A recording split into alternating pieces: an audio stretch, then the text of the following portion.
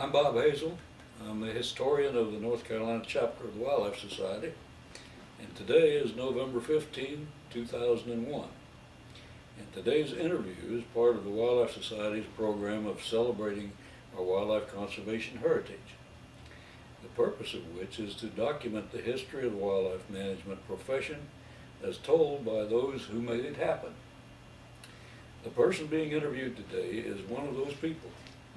He is Mr. Stewart Critcher, who has had a long and productive career in wildlife management in this state, dating back to the beginning of the management program in North Carolina. A North Carolina native, Stuart had an important part in building the program into the progressive, comprehensive program that we see today. And so, Stuart, today we want to hear your story, and let's begin by telling us something about your background, your family, career, so forth. Okay, Bob, I was born in Martin County, Williamston, which is the county seat, in 1922, September the 29th. My parents were Titus Samuel Critcher and Mildred Andrews Critcher. I went to school in Williamston High School, played basketball, baseball, football, and actually led my last 2 years, junior and senior years.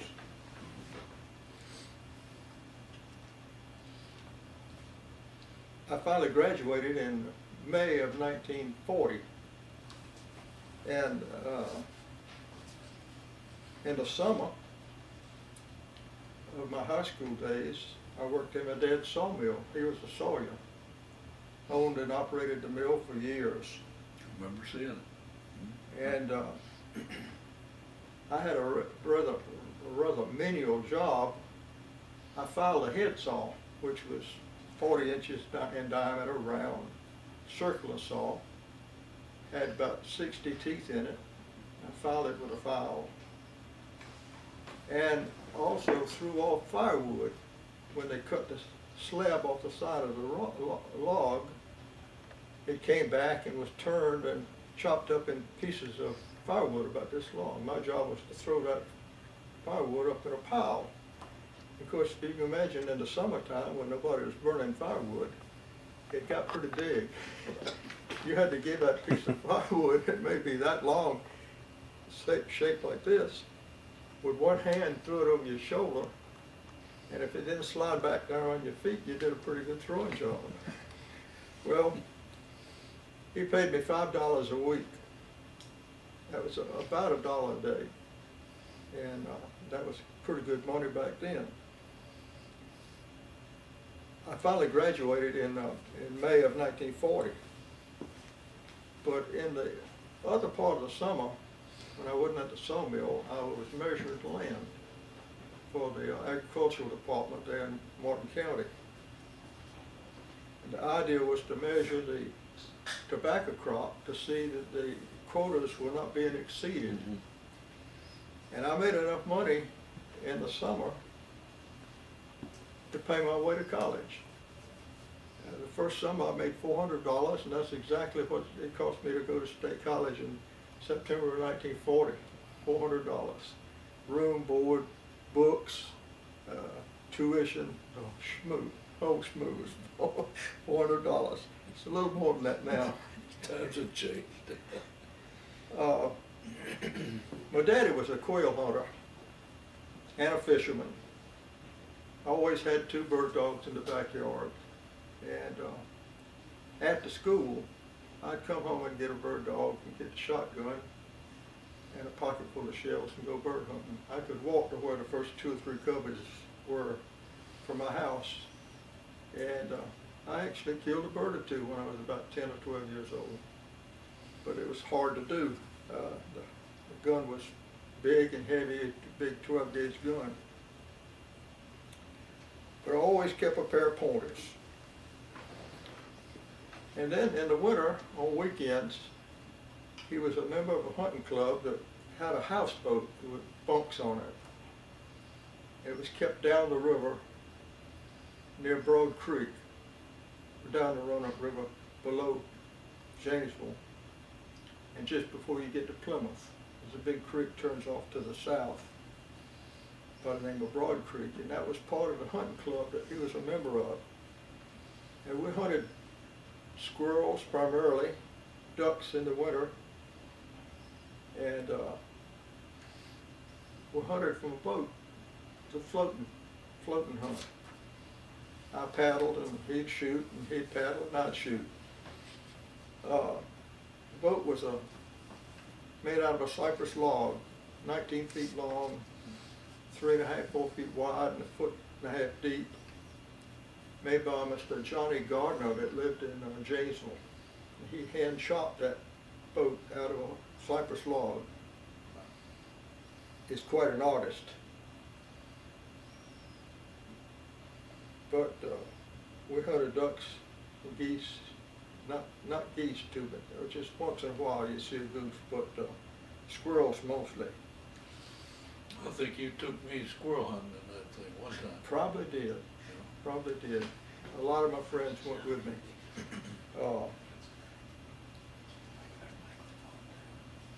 But when I went to State College, I started in September of 1940. I graduated from high school in May of 1940. And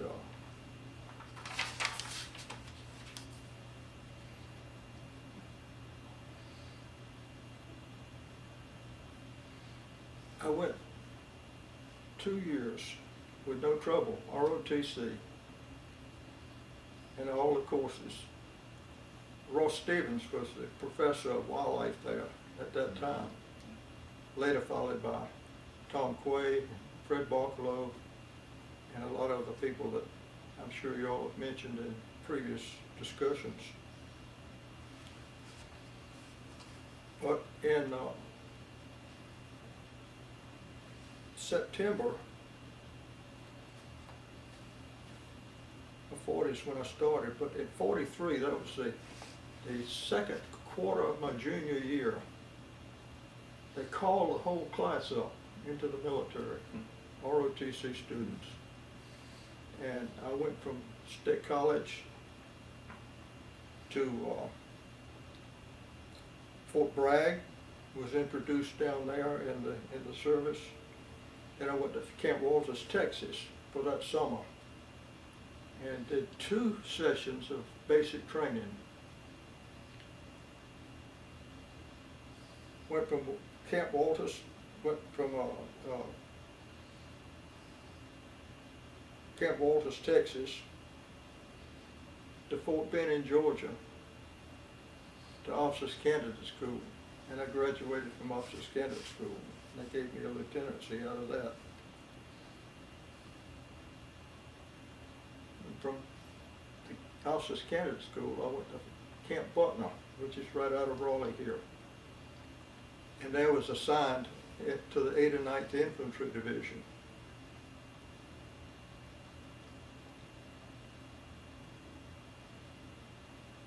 In December of 1944, we shipped to Boston on a train from Raleigh. And out of Boston Harbor, we were headed for headed for England. And instead, they turned the ship and we went straight to Le Havre, France, shortcutted it. And landed in Le Havre, and I stayed there until we were committed in January of 45, right after the Bulge happened. And I walked from France through Belgium and to Germany, into Czechoslovakia, and finally stopped there when we met the Russians and pulled back. But that was some experience.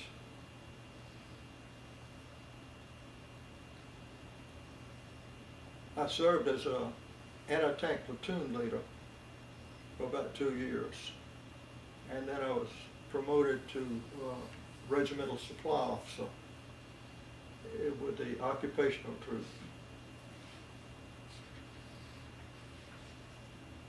Which was a major's job, but I didn't make it to major.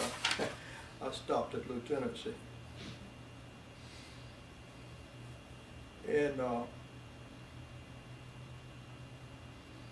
1949, I was back out of the service and been working with the Wildlife Commission for about a year. I met my wife, who was also from Williamston. Her name was Katie Leggett. She was working with the welfare department as a secretary.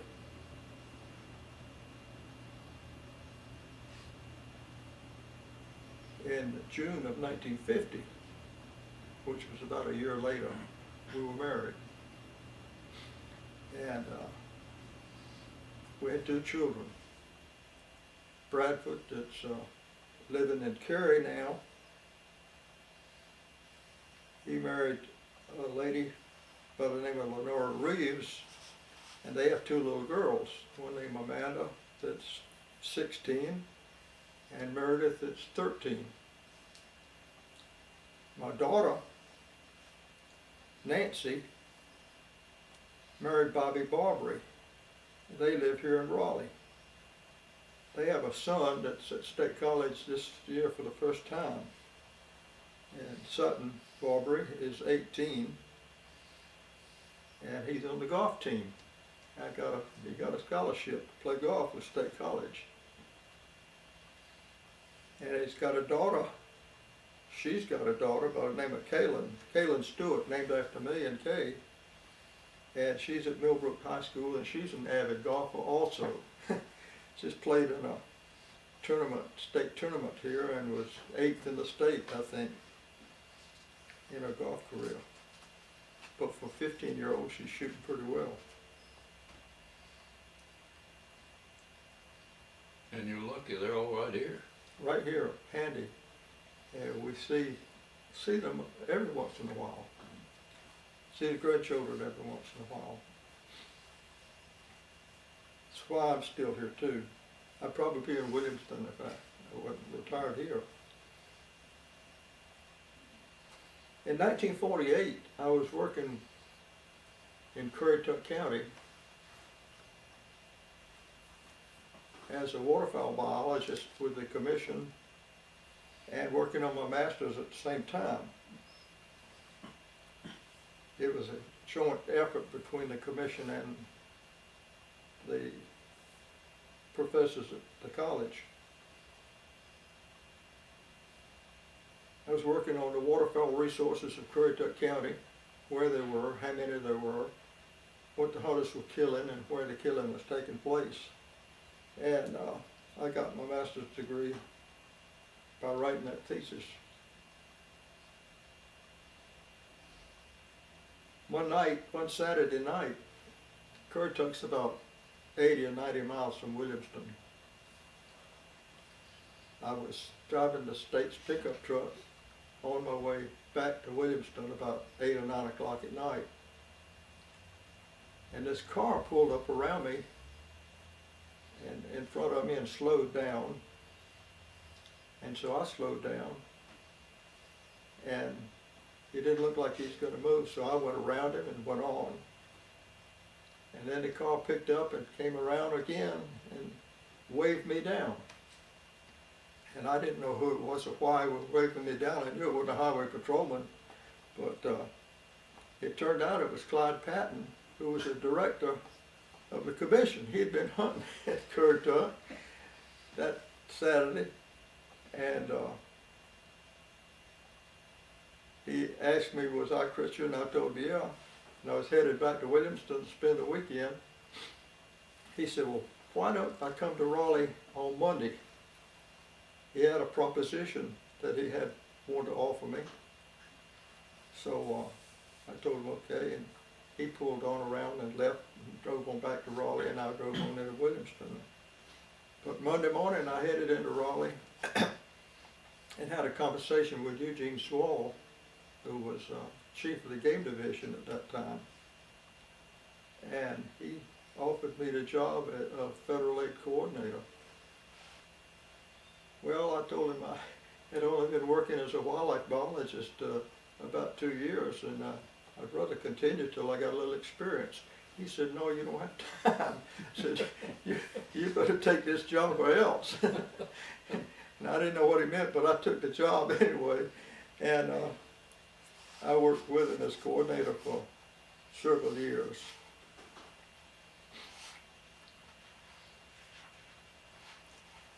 Shortly after that, Frank Barrett came from Western North Carolina. He'd been the deer project leader up there for a couple of years and was in the deer stocking business. He came in and took Schwall's place as chief of the division, and Schwall moved up as the assistant director. Now, what was the federal aid coordinator? Exactly what did that job do? Okay, actually it was the assistant chief's position, plus spending the money that came from the sale of hunting and fishing licenses into the federal government under the Pittman-Robertson Act. It was donated back to the state based on the number of hunting and fishing license holders there were in the state. But it had to be spent according to a directory that was quite thick, and that was the Bible that we had to go by. There was a certain format for spending several $100,000. These were joint federal state projects. Yes. Yeah, with Fish and Wildlife Service. Yes. 75% federally funded, 25% state funded. But it had to be according to a budget in a certain format, and it had to be an annual report written to cover the accomplishments during that period. And I stuck with that job for about 30 years, I think.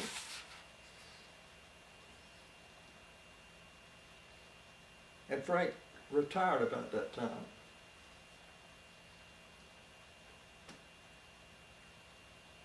But just before he retired, the last 2 or 3 years of his service with the agency, he and I were given the position of managing endangered species in North Carolina.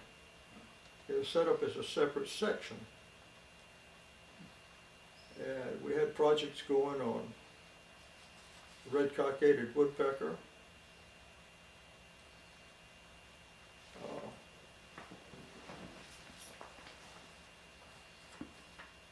the primary project we had, I think the biggest one was on the bald eagle.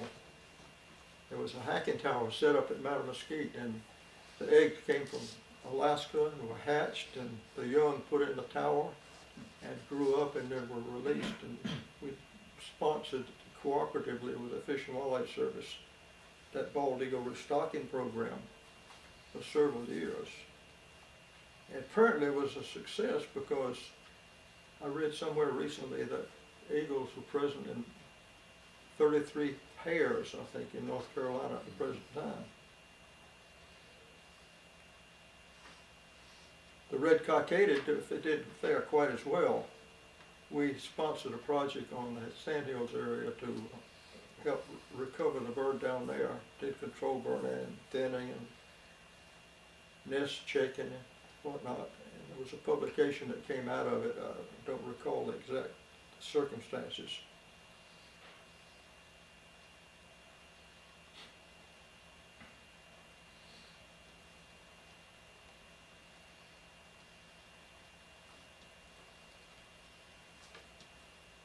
We also had research going on the wild turkey, and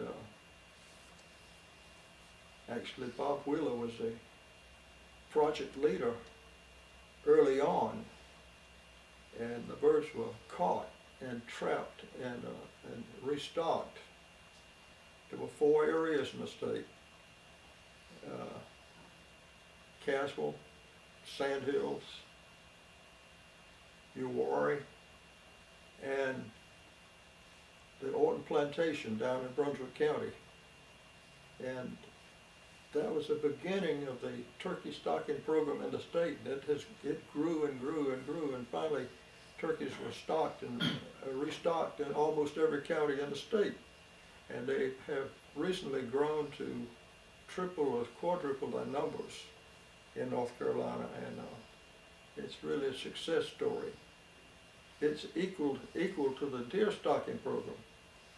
Frank was responsible for stocking deer around probably in half the counties of the state when he was up there.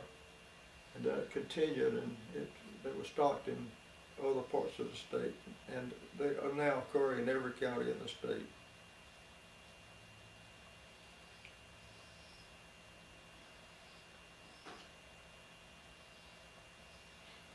The biggest project that the game division had at the time was the managed hunt program.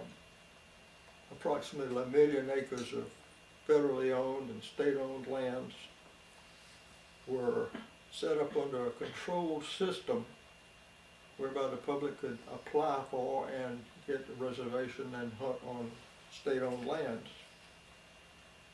About 1 million acres. We had signed agreements with the Fish and Wildlife Service for Lake Mattamuskeet. Waterfowl hunting was open to the public there, although it was a federal refuge.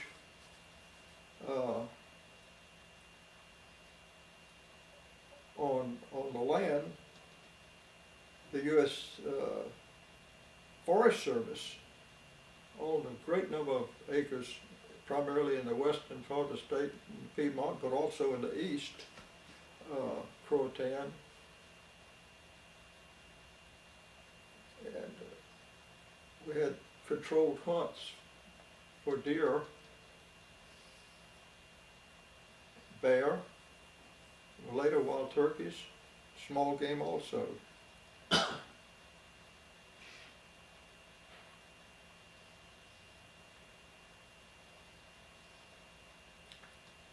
In about 1980, Clyde Patton, who had been the director of the commission, retired, and Vernon Bevel came in as the director. And I worked fairly closely with Bevel as the director until September 30th, 1984, when I retired. But back to the research work under the game division. The turkey program started under Bob Wheeler on those 4 areas that I mentioned. And Wayne Bailey took over, and since then, maybe half a dozen project leaders have directed the wild turkey program. Back in the 70s, we had a research project on the mourning dove. The project leader was named Don Allison, and he banded and trapped and studied doves for several years. And he and Tom Quay wrote a couple of bulletins on the mourning dove. I forget the exact dates of those publications, but it was sometime in the 70s.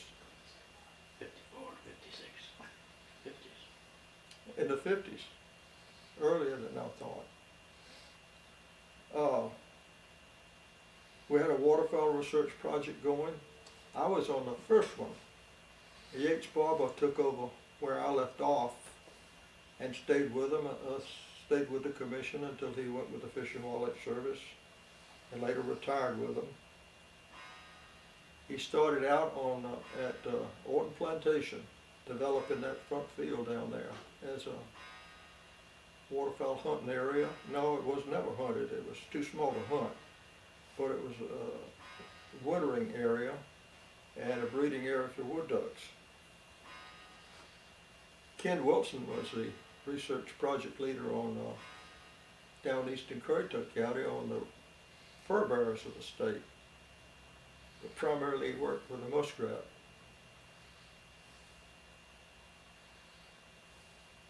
All of these fellows are retired now.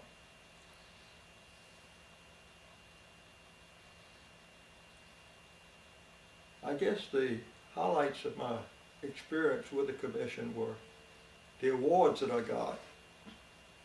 These two awards here are examples of awards that were given to me while I was with the commission.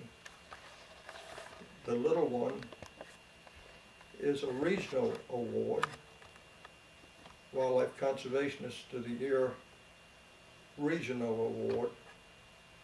The larger one is a buffalo that's State Wildlife Conservationist of the Year.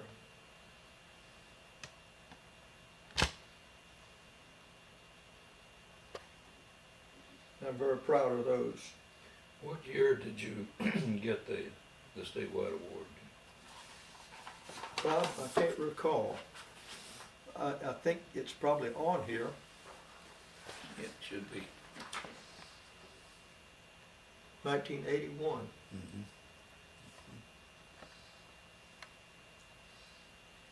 National Wildlife Federation and Sears Roebuck Foundation were the Be proud of sponsors. that.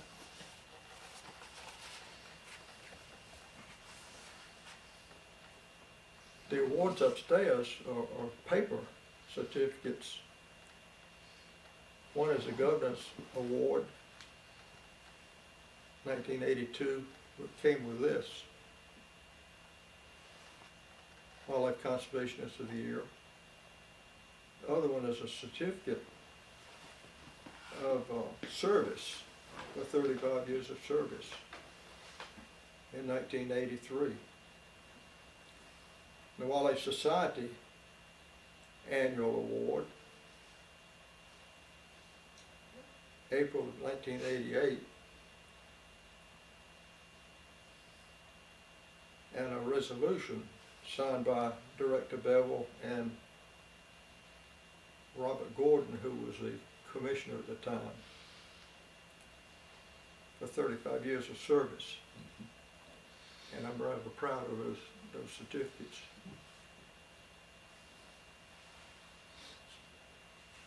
That's about all the notes I have. You had some questions that you Yeah. were gonna. There are a couple things I'd like to explore with you a little further.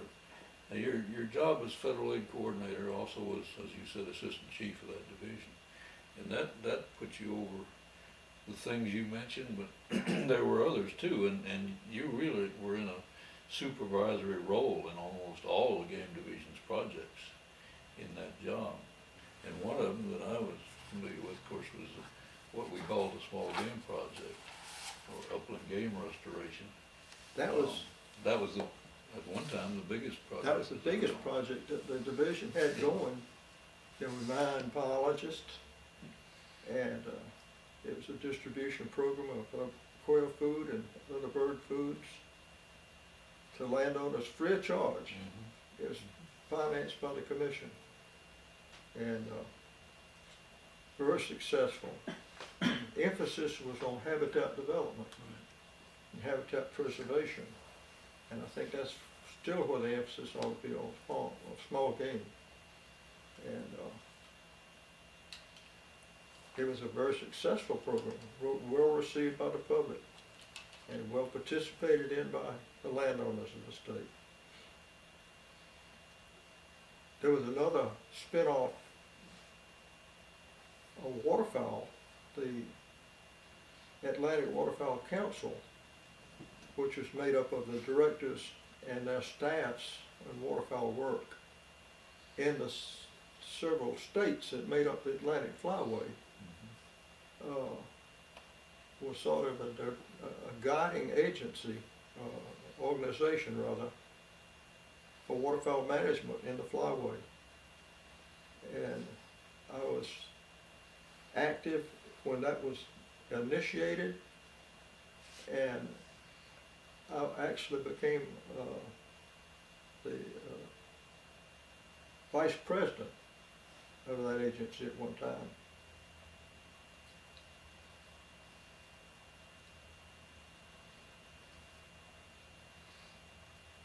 Also, under the Endangered Species Program, we had cooperative program with Soil Conservation Service,